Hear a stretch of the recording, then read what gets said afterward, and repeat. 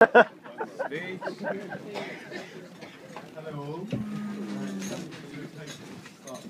like to raise a glass to Clyde and Diane for all that wonderful venue. I'm sure you agree it's that is lovely. You do? Right, I don't want anyone to think we haven't been spent the last several months preparing for this. It might come across that way in several places, so just bear with us. So I'm sure you've noticed, Paul has asked both me and David to be his best man, and we happily accept it. He said whoever does the best job can be his sole best man at his next wedding.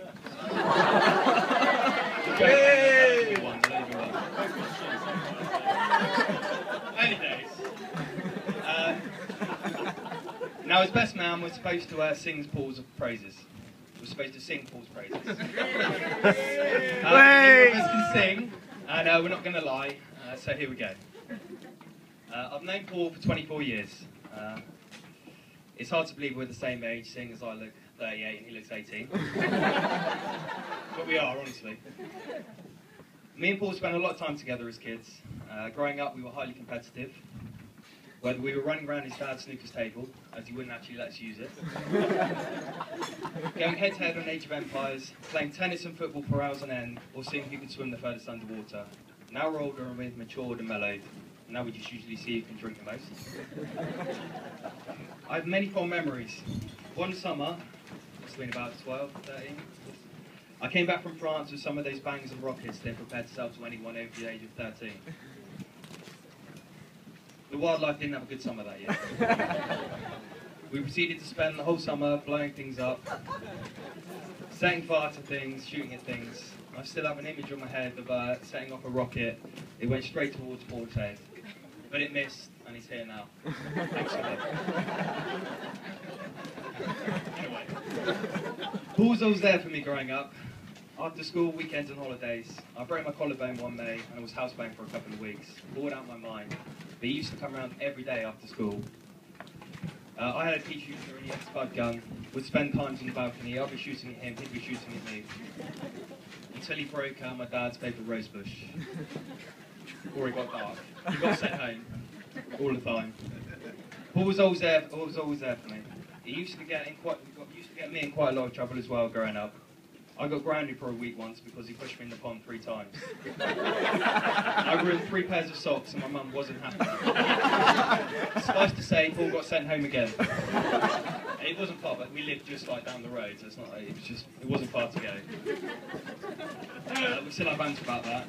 Paul getting sent home because I had muddy socks. Growing older, we stayed close, even when he abandoned us to go to Paul Grammar.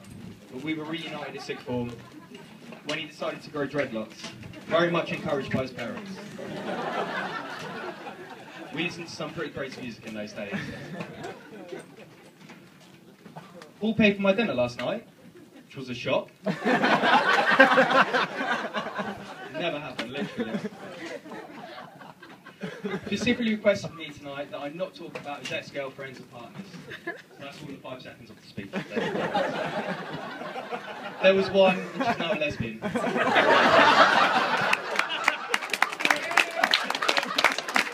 wasn't going to say that. It's like, I put it in red.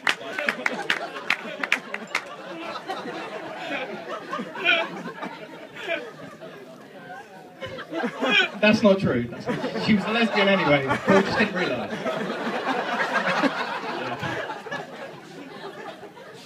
That's not the speech, but I won't say that. Our family's been friends for a long time.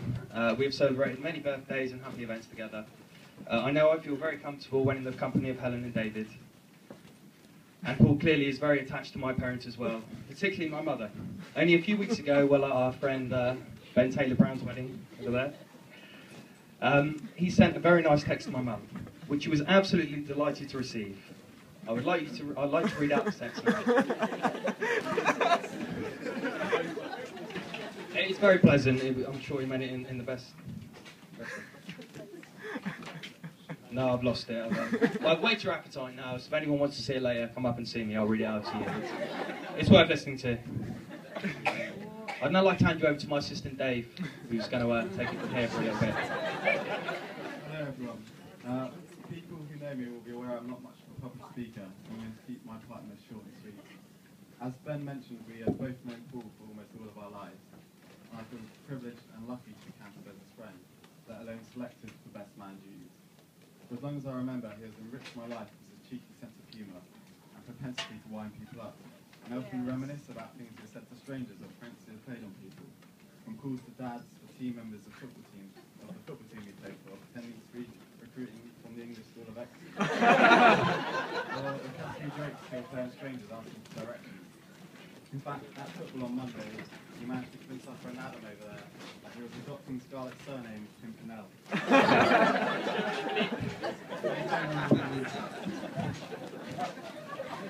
He is intelligent, hard-working and driven, often annoyingly determined and perseverant, and it was universally agreed at a young age by all his friends that he was one day going to be a success and that everyone got him to go. He is also reliable, honest, and the outcome of his friends and family. He has been the greatest owner I have ever imagined, through the good times and the bad, and you all know what I mean by that statement.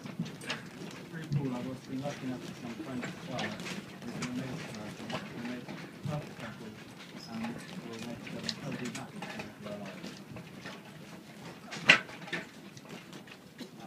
It is tradition for me to give marital advice to the bride and groom, but for this piece of information. Paul and Scarlett, always remember that when sat gazing into each other's eyes, specifically the person in front of you is most likely to murder you.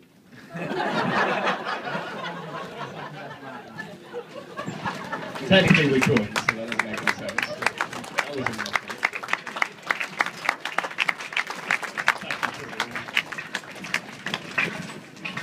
So 6 weeks ago we went on the stag do to Dublin. Yay! Thank you. From what I remember, it was good. We went clay pigeon shooting with a hangover. Dave managed to get the lowest score, 6 out of 30. He's now a member of the CEPPPS, Clay Pigeon Preservation Society. That's a joke. We then went into Dublin City Centre for a half or two. For those that haven't seen the photos, it was a reservoir dog theme. However, Paul insisted on going dressed out as a woman in an outfit he carefully thought himself and insisted on wearing. Everyone else had ties, white suit, but not Paul. I'll show you the photos later. And gentlemen, I'm sure you'll agree that today is a sad day, as another beauty leaves the available list. And for you ladies out there, I'm sure you'll all agree, today will pass without a ripple.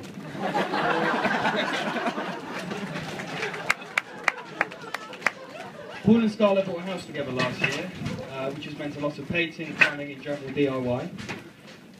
Which Clive has had to do, so thank you. I know he wants to thank you, but this is a bit crude. Paul and Scarlett said they've been doing some DIY themselves. Apparently they've been doing a lot of banging and screwing in the house. I'm sorry, that was quite tasteless. There's only like one more like that. Paul and Scarlett heading off to Croatia tomorrow morning. That will be a fun journey with a hangover. 10:30. I'm sure Scarlett will be doing the driving if she's a sensible one. I think it's Croatia anyway, but it might be North Wales because they said they were going to Bangor on the way. Let's have a taste of this one. No, jokes aside, Paul is generally a great person, loyal, understanding and kind. He's also taller than Mike, intelligent and dedicated to his career. Friends and Scarlett.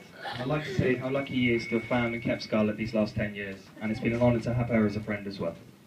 Me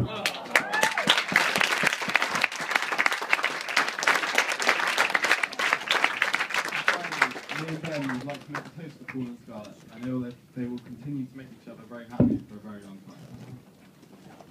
Cheers! Yeah.